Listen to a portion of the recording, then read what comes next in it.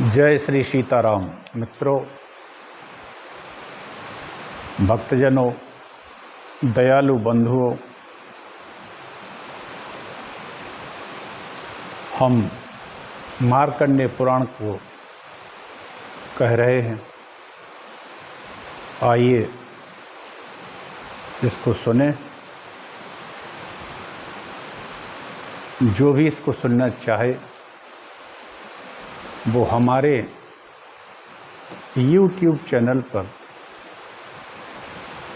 Haribol doctor Rajendra Mishra की site पर जाके खोल लें और उसको सुन सकते हैं। साथ में सब्सक्राइब जरूर करें। चलिए छोटा सा मंगलाचरण करके कथा प्रारंभ करते हैं। नमोस्तु रामाय सा लक्ष्मणाय देव्यै च तत्सह्य जनकात्मजाय। नमोस्तु रुद्रेन्द्रियमानिलेभ्यो नमोस्तु चंद्राग्नि मरुद्गणेभ्यः।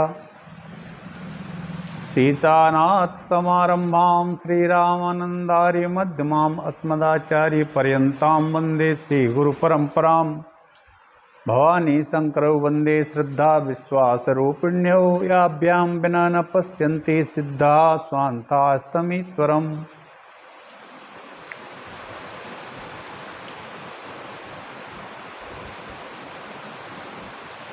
मार्कंडेय पुराण में मार्कंडेय जी द्वारा ये रचित है।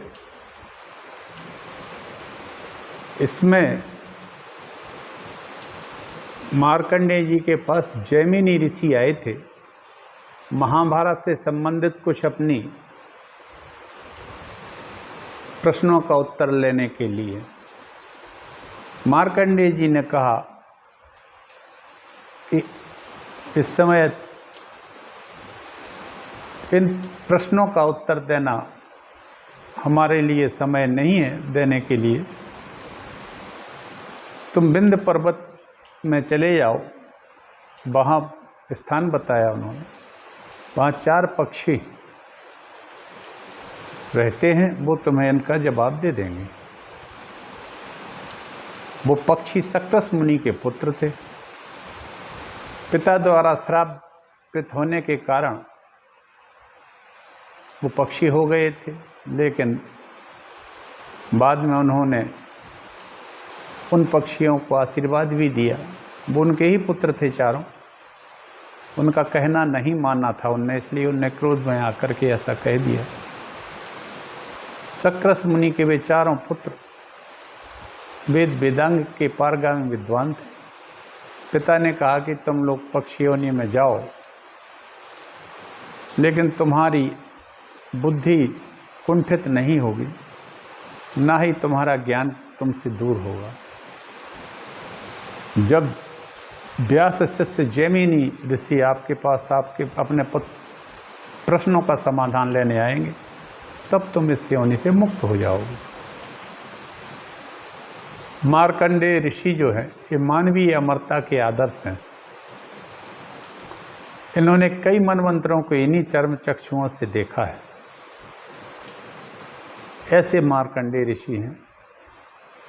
अब मार्कंडेय जी ने कह दिया जैमिनी से कि तुम जा कर के उन पक्षियों के बारे में बता दिया कि सक्टस मुनि के वो पुत्र हैं और इंद्र के आने के कारण और पिता की बात नहीं मानी उन लोगों ने, इसलिए वो पक्षी बन गए हैं। अब आगे की कथा यहाँ से कहता हूँ। कल तक मैंने इतना कह दिया।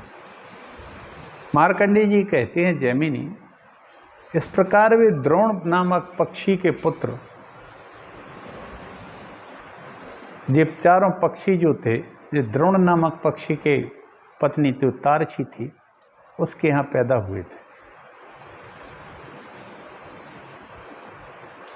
वे ज्ञानी हैं और विंध्यगिरि पर निवास करते हैं। तुम उनकी सेवा में चले जाओ, उनसे ज्ञातव्य बातें अपनी पूछ लो। जो तुम्हें पूछना हो, जो तुम्हें ज्ञात नहीं है, उनसे पूछ सकते हो जाके। मार्कंडेय जी की बात सुनकर महर्षि जैमिनी उन पक्षियों के पास विंध्य पर्वत पर चले जाते हैं। वहाँ जाके उन्होंने बड़ी दूर से ही आवाज़ सुन ली।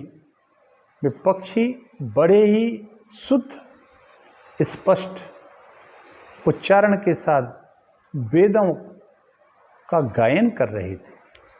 आहा, कितना स्पष्ट उच्चारण है, शुद्धता और सफाई भी है। और ये अविराम पाठ कर रहे हैं। इन्होंने अपने श्वास के ऊपर, श्वास की गति पर इन्होंने विजय पा रखी थी।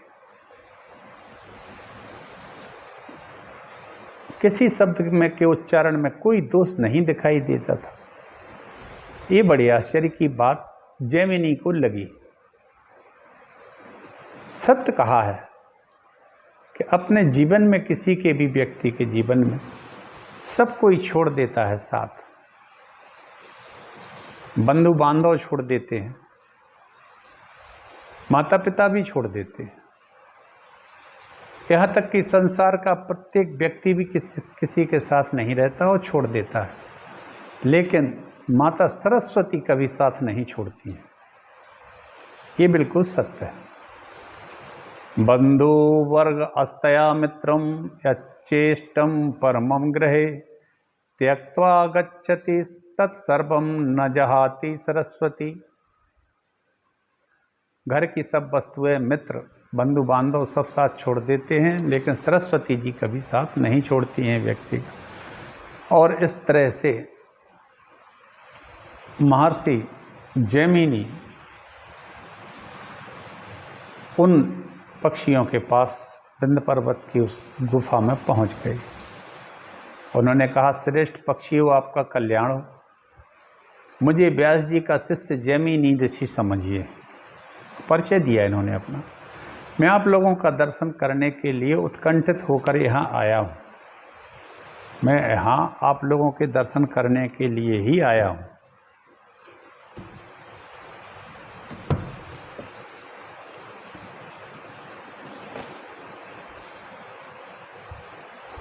आपके पिता ने अत्यंत क्रोध में आकर जो आप लोगों को श्राप दे दिया, उस श्राप की वजह से आपको पक्षियों की योनि में आना पड़ा। उसके लिए खेद नहीं करना चाहिए, क्योंकि यह सर्वथा देव का विधान है। इस संसार में लगभग सभी, ज़्यादातर देव के अधीन ही होती हैं चीज़ें। ज़्यादातर क्या, सभी ही चीज़ें देव के अधीन हैं। और यह विधान देवताओं का ही है, भगवान का ही विधान है कि देव के अधीन सब चीज़ें होती हैं। इसलिए कभी आदमी को बहुत खेद नहीं करना चाहिए, क्योंकि तपस्या का क्षय जब हो जाता है तो मनुष्य दाता होकर भी भिखारी बन जाता है, और स्वयं मारकर भी दूसरों के हाथ से मारे जाते हैं। पहले दूसरों को गिराकर भी स्वयं दूसरों के द्वारा गिराए जाते हैं। इस प्रकार आने वाली विपरीत दशाएं मैंने अनेकों बार देखी हैं, ऐसा जैमिनी ने कहा। इस तरह भावाभाव, भाव फिर अभाव, फिर भाव, फिर अभाव, फिर अभाव, फिर भाव, इस तरह से चलता रहता है जीवन की परंपराओं में। संसार के लोग निरंतर इस भाव अभाव के कारण व्याकुल भी बने रहते हैं। आप लोगों को भी अपने मन में ऐसा ही विचार करके कभी शोक नहीं करना चाहिए। शोक और हर्ष के वशीभूत न होना ही ज्ञान का फल है। वास्तविक ज्ञान का फल क्या है? जो शोक में भी और सुख में, दोनों में उसको कोई ज़्यादा फर्क ना पड़े, वशीभूत ना हो, यही ज्ञान कहलाता है। उन पक्षियों ने जो भी उनके पास जैसी स्थिति में भी सामर्थ्य था, पाद्य अर्ध के द्वारा जैमिनी का पूजन भी किया और बैठाया भी। कहा, आप बैठिए। उन्होंने कहा, हमारे शरीर में पिताजी के क्रोध से प्रकट हुई अग्नि जल रही है, वह आज आपके दर्शन से सिंच कर शांत हो गई है। ब्रह्मन, आप कुशल हैं।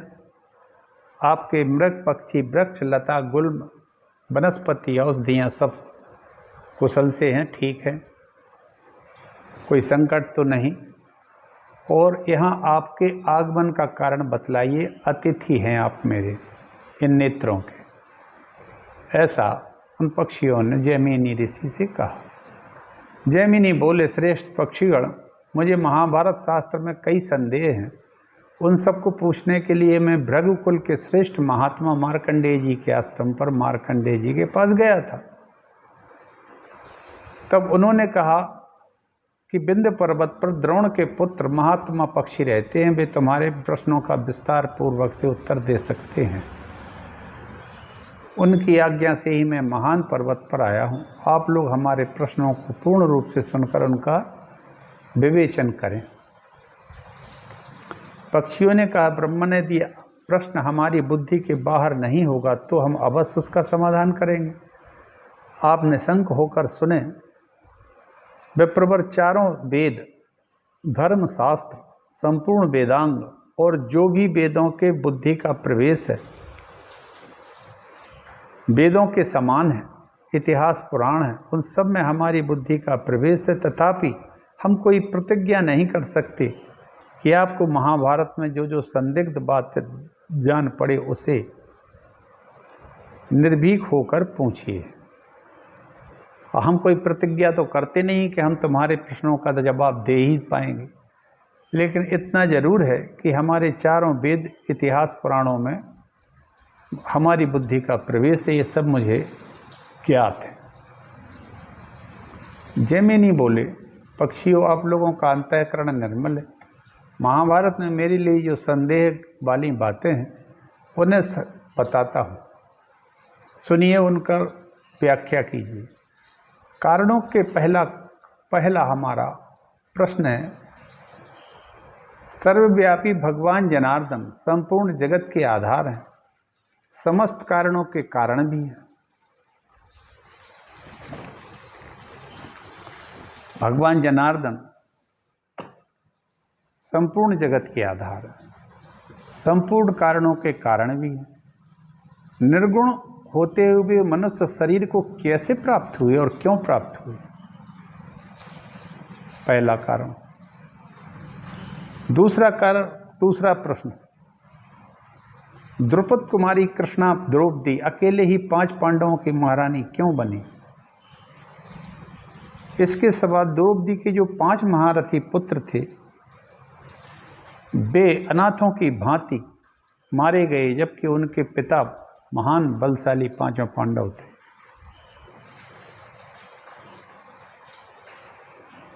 बलवान थे, अनाथ की भांति कैसे मारे गए? महाभारत के विषय में मेरा संदेह है। जो संपूर्ण पक्षियों ने कहा, जो संपूर्ण देवताओं के स्वामी, सर्वव्यापक, सबकी उत्पत्ति के कारण, अंतर्यामी, प्रमाणों के अविषय, सनातन, अविनाशी, चतुर्व्यूह रूप से त्रिगुणमय, निर्गुण, सबसे बड़े, अत्यंत गौरवशाली, सर्वश्रेष्ठ और अमृत स्वरूप हैं, उन भगवान विष्णु को हम सबसे पहले नमस्कार करते हैं। पक्षियों ने सबसे पहले संपूर्ण देवताओं के स्वामी भगवान श्री हरि को नमस्कार किया, जिनसे बढ़कर सूक्ष्म और जिनसे अधिक बड़ा भी कोई नहीं है, जिनके द्वारा यह संपूर्ण विश्व व्याप्त है, जो इस जगत के आदि कारण और अजन्मा है, जो उत्पत्ति, लय, प्रत्यक्ष, परोक्ष, सबसे विलक्षण है। इस संपूर्ण जगत को जिनकी रचना बतलाते हैं, अंत में उनके भीतर इसका संहार भी हो जाता है, उन परमेश्वर को हम नमस्कार करते हैं। ब्रह्मा जी को एकाग्र चित्त होकर नमस्कार करते हैं। उन्होंने चारों मुखों से वेदों का उच्चारण करते हैं। इसी प्रकार भगवान शंकर को हम मस्तक झुकाते हैं। इसके बाद हम अद्भुत कर्म करने वाले व्यास जी को प्रणाम करके कहते हैं कि भगवान नारायण का, भगवान का निवास स्थान पानी रहा है, इसलिए वे नारायण कहे गए। तत्वदर्शी मुनियों ने जल को नारा कहा है। मुनियों ने जल को नारा नाम दिया है, उसमें अयन करने के कारण नारायण कहे जाते हैं। वे सगुण भी हैं और निर्गुण भी हैं। उनका प्रथम स्वरूप जो है वो शब्दों द्वारा प्रतिपादन जैमिनी जी, महर्षि जी नहीं किया जा सकता। किसका? नारायण का। कौन से रूप का? वो निर्गुण है और सगुण दोनों है। उनका प्रथम स्वरूप ऐसा है जिसका शब्दों द्वारा प्रतिपादन नहीं किया जा सकता। क्यों नहीं किया जा सकता? क्योंकि वह भगवान का दिव्य विग्रह ज्योतिर्पुंज से परिपूर्ण है। भगवान नारायण का जो पहला विग्रह है वो ज्योतिमय है, ज्योतिर्मय है, ज्योतिपुंज है। वह योगी पुरुषों की परानिष्ठा यानी कि अंतिम लक्ष्य है। योगियों का अंतिम लक्ष्य वही ज्योतिर्पुंज की साक्षात्कार होने का अंतिम लक्ष्य रहता है। वह दिव्य स्वरूप दूर भी है और समीप भी है। उनका भगवान श्री हरि का वो दिव्य जो ज्योतिर्पुंज है वो दूर भी है और पास भी है। उनका उसे सब गुणों, उस ज्योतिर्पुंज के स्वरूप को सब गुणों से अतीत समझना चाहिए। उस दिव्य स्वरूप का ही नाम वासुदेव है, जिसकी अहंता और ममता का त्याग करने से ही साक्षात्कार होता है। रूप और वर्ण आदि काल्पनिक भाव उसमें नहीं होते। वह सदा परम शुद्ध एवं उत्तम अधिष्ठान स्वरूप रहता है। भगवान का दूसरा स्वरूप शेष के नाम से प्रसिद्ध है, जो पाताल में रहकर पृथ्वी को अपने मस्तक पर धारण करता है। इसे त्रियक स्वरूप को प्राप्त हुई तामसी मूर्ति कहा जाता है। श्री हरि की तीसरी मूर्ति समस्त प्रजा के पालन पोषण में तत्पर रहती है। वही इस पृथ्वी पर धर्म की निश्चित व्याख्या करती है और व्यवस्था करती है। धर्म का नाश करने वाले उद्दंड असुरों को मारती भी है और धर्म की रक्षा में संलग्न रहने वाले देवताओं और साधु संतों की रक्षा करती है। जैमिनी जी, संसार में जब जब धर्म का नाश होता है या ह्रास होता है और अधर्म का उत्थान होता है, तब तब वह अपने को यहाँ प्रकट करती है। यह तीसरी मूर्ति भगवान की है, जो जन्म लेती है और धर्म की रक्षा में संलग्न रहती है। पूर्व काल में बारह रूप धारण करके अपने थूथन से जल को हटाकर पृथ्वी को एक ही दांत से जल के ऊपर ऐसे उठा लाई मानो कोई कमल का फूल हो। उन्हीं भगवान ने नरसिंह का रूप धारण कर हिरण्यकश्यपु का वध किया और विप्रचित्ति आदि अन्य दानवों को मार गिराया।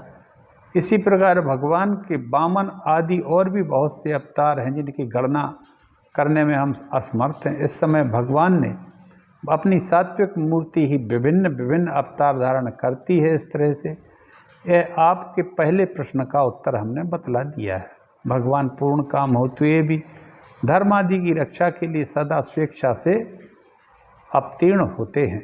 इस समय भगवान ने मथुरा में श्री कृष्ण के रूप में अवतार ले लिया। यह आपके पहले प्रश्न का उत्तर है, जो आपने पूछा कि भगवान निर्गुण होते हुए मनुष्य शरीर को कैसे प्राप्त हुए। ये आपका जो प्रश्न है उसका जो मैंने पहला उत्तर बता दिया। दूसरा उत्तर है, आपका दूसरा प्रश्न है कि पूर्व काल में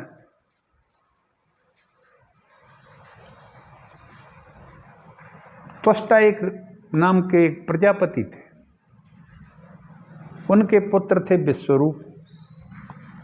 विश्वरूप इंद्र के हाथों से मारे गए थे, इसलिए ब्रह्म हत्या ने इंद्र को धर दबाया था। क्यों मारे गए थे, इसकी कथा एक लंबी है।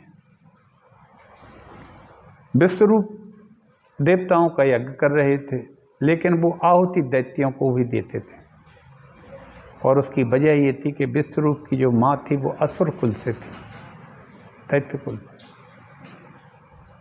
तो वो माँ के कुल के लिए यानी मामाओं के लिए भी एक एक आहुति देते थे। जब ये पता इंद्र को लगा तो उन्होंने उनका मस्तक धड़ काट डाला। उससे गुस्सा होके त्वष्टा ऋषि ने अपनी जटा को उखाड़कर एक योग बल से दैत्य को प्रकट किया। उसका नाम था वृत्तासुर। तो जब उन्होंने विश्वरूप को मार दिया, इस अन्याय के कारण इंद्र का तेज जो था धर्म शरीर से निकल गया, और धर्म निकल के वो धर्मराज के शरीर में प्रवेश कर गया। अतः इंद्र धर्म से न होने से निस्तेज हो गए तदनंतर अपने पुत्र के मारे जाने का समाचार सुनकर प्रजापति को बड़ा क्रोध हुआ और उन्होंने अपने मस्तक से एक जटा उखाड़कर सबको सुनाते हुए यह बात कही कि आज देवताओं सहित तीनों लोग मेरे पराक्रम को देखें। खोटी बुद्धि वाला ब्रह्मघाती इंद्र भी मेरी शक्ति का साक्षात्कार कर ले, जिसने मेरे पुत्र विश्वरूप का वध किया है। यूँ कहकर उन्होंने जटा अग्नि में होम कर दी। फिर तो होम कुंड से एक भारी वृत्त नाम का एक असुर पैदा हो गया। वो बड़ा विशाल था, कटे छटे कौले के ढेर की भांति शरीर का उसका रंग था। उस महान असुर वृत्तासुर को अपने वध के लिए उत्पन्न देख इंद्र भय से व्याकुल हो उठे। उन्होंने उससे संधि कर ली। सप्त ऋषियों ने उसकी संधि करा दी।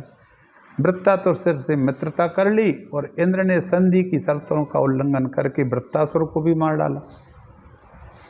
पहले विश्वरूप को मार दिया, अब वृत्तासुर को मार दिया।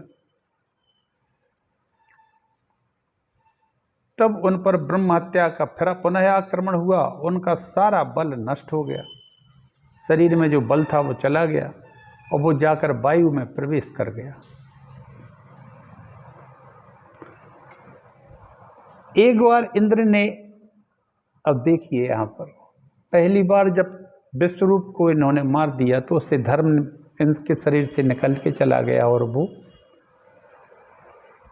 धर्मराज में प्रवेश कर गया। वृत्तासुर से संधि की, फिर उसको भी मार दिया। इससे इनका शरीर का बल वायु में प्रवेश करके इनके शरीर से अलग हो गया। इसके बाद एक बार इन्होंने अहिल्या के पास जाकर गौतम का रूप धारण करके उसके सतीत्व को नष्ट किया। उनके अंग प्रत्यंग का लावण्य जो बड़ा ही मनोरम था, देव इस व्यभिचार के दोष से दूषित हो गया। इस प्रकार अपने धर्म, तेज, बल और रूप,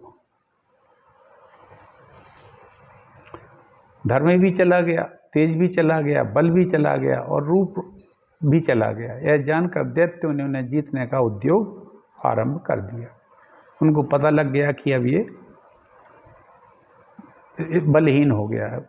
महामुनि उन दिनों पृथ्वी पर जो अधिक पराक्रमी राजा थे, उन्हीं के कुलों में देवराज ने जीतने की इच्छा रखने वाले अत्यंत बलशाली दैत्य उत्पन्न हुए।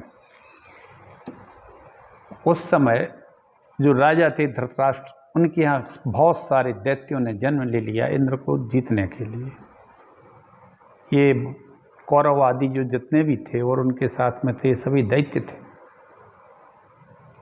महामुनि जब वहाँ पर देव कुछ काल के अनंतर पृथ्वी पाप से भर गई इन दैत्यों के कारण, तब देवता मेरु पर्वत शिखर पर देवताओं की दिव्य सभा है, वहाँ गए। अपना देवताओं अपने पूर्व काल में जिन महापराक्रमी असुरों का आपने वध किया था, वे सब मनुष्य लोक में जाकर राजाओं के घर में उत्पन्न हो गए। ऐसे दैत्यों की अनेक अक्षौहिणी सेनाएं हैं। मैं उनसे भार से पीड़ित होकर नीचे तो धसी जा रही हूँ। ऐसा पृथ्वी देवी ने भी कहा। आप लोग कोई उपाय करें। पक्षी कहते हैं जैमिनी, पृथ्वी के यूँ कहकर संपूर्ण देवता अपने अपने तेज के अंश से पृथ्वी पर अवतार लेने लगे। उनके अवतार के दो ही उद्देश्य थे, प्रजाजनों का उपकार, पृथ्वी के भार का अपहरण। इंद्र के शरीर से जो तेज प्राप्त हुआ था उसे स्वयं धर्मराज ने कुंती के घर में स्थापित किया। वो युधिष्ठिर का नाम हुआ। उससे जो बालक उत्पन्न हुआ वो युधिष्ठिर था। वह जो धर्मराज के अंदर धर्म का तेज था वो था। फिर वायु देवता ने इंद्र के बल को कुंती के उदर में स्थापित किया। इससे भीम उत्पन्न हुए। इंद्र के आधे अंश से अर्जुन का जन्म हुआ। इस प्रकार इंद्र के ही सुंदर रूप अश्वनी कुमारों ने माद्री के गर्भ में स्थापित किया, जिससे अत्यंत कांतिमान नकुल और सहदेव हुए। इस प्रकार देवराज इंद्र 5 रूपों में अवतार लेकर आए। उनकी पत्नी जो सची थी, वे ही महाभागा कृष्णा यानी द्रौपदी के रूप में अग्नि से प्रकट हुई थी। अतः कृष्णा एकमात्र इंद्र की ही पत्नी थी और किसी की नहीं। योगीश्वर भी अनेक शरीर धारण कर लेते हैं, फिर इंद्र तो देवता है, उनके 5 शरीर धारण कर लेने में क्या संदेह है। इस प्रकार 5 पांडवों की जो एक पत्नी हुई उसका रहस्य मैंने आपको बता दिया है। या ये आपके दूसरे प्रश्न का उत्तर है। इस तरह से दूसरे प्रश्न का उत्तर दिया। तीसरे प्रश्न का उत्तर जो है उसके लिए हम कल आगे की कथा कहेंगे।